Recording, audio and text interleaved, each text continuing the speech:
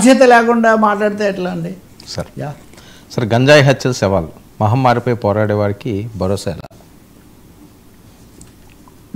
ఒక దారుణమైన హత్య జరిగిందండి. దీని మీద వాస్తవానికి మన దగ్గర జరగాల్సినంత చర్చ జరగలేదు. మీకు చూపిస్తాను ఒక్క నిమిషం.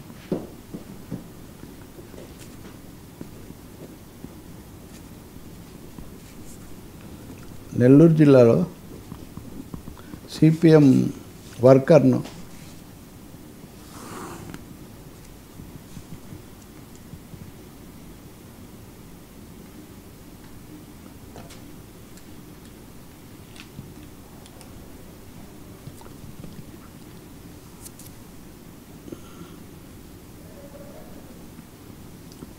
పెంచలయ్య అని ఈయన పేరండి. ఈయన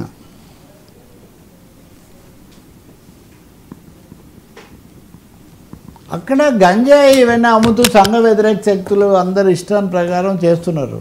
ఇతను ఎన్నో రోజుల నుంచి వాళ్ళకి చెప్తున్నాడు, ఈయన కళాకారుడు, పాటలు అవి కూడా పాడతాడు, సంఘాల్లో పనిచేస్తాడు, సిపిఎం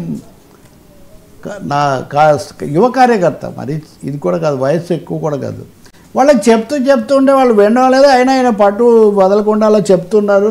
ఇలాంటివి అందరి దృష్టికి తెస్తాను, అడ్డుకుంటానని చెప్పి ఆయన చంపేశారు, హత్య చేశారు దారుణంగా. ఆ తర్వాత ఇప్పుడు ఒక లేడీ డాన్ అని ఆమె మీద, కామాక్షి అనే ఆమె మీద కేసు పెట్టారని కూడా చెప్తున్నారు. నా మాట ఏమంటే గంజాయి మీద పోరాటం గురించి, మాదక ద్రవ్యాల గురించి ఇంత చెప్పేటటువంటి ప్రభుత్వము, పాలకపక్ష నాయకులు, అలాగే పోలీసులు వీళ్ళు ఎందుకని దీన్ని ఆ సీరియస్నెస్తో ఎందుకు తీసుకోరు? తప్పకుండా కేసు పెట్టారు, ఓకే, చట్ట ప్రకారం జరుగుతుంది. గంజాయిని నిజానికి నెల్లూరులోనే నాకు తెలుసు గంజాయికి వ్యతిరేకంగా పెద్ద ర్యాలీలు అవన్నీ కూడా యువజన సంఘమే చేసింది. అంతకుముందు కూడా చాలా పాత రోజుల్లో కూడా స్కిల్ గేమ్స్ ఇట్లాంటివి యువతను అసాంఘిక శక్తుల ప్రభావం నుంచి బయటికి తెచ్చే ఒక ఉద్యమ వాతావరణం నెల్లూరులో ఉంది. ఈ పెంచలయ్య అనే యువకుడిని అంత చిన్న వయసులో అంత ఘోరంగా హత్య చేయడం అన్నది దీని ఒక సోషల్ ఇష్యూగా ప్రభుత్వాలు, మీడియా తీసుకోకపోవడం నిజంగా దారుణమైన అంశం. రెండవది, వీళ్ళు ఎవరెవరు ఎక్కడెక్కడ ఉన్నారు, ఎంతమంది మంచి వాళ్ళు అనవసరంగా ఈ ఒత్తిళ్లకు వీటికి గురై బలైపోతున్నారు, మౌనం వహిస్తున్నారనే చూడాల్సిన అవసరం ఉంది. కాబట్టి పెంచలయ్యను ఈ పోరాటానికి ఆయన చూపించినటువంటి తెగువను, ఆయన ప్రాణత్యాగాన్ని కూడా అందరి దృష్టికి తేవాల్సిన అవసరం ఉంది. ఎవరు దీన్ని వెనకున్నారు?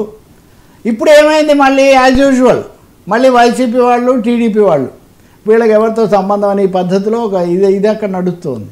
ఇది కూడా విచారకరమైన విషయం కదా. రాజకీయంగా ఎవరితో సంబంధాలు ఉన్నా సరే కఠినమైన చర్యలు తీసుకోవాలి, అందరినీ కూడా బహిర్గతం చేయాలి. అసలు వీళ్ళ మోడల్స్ ఆపరండి ఎలా ఉంది?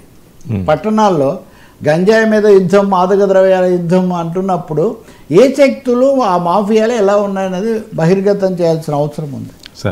సార్ రాష్ట్ర విభజనపై పవన్ కామెంట్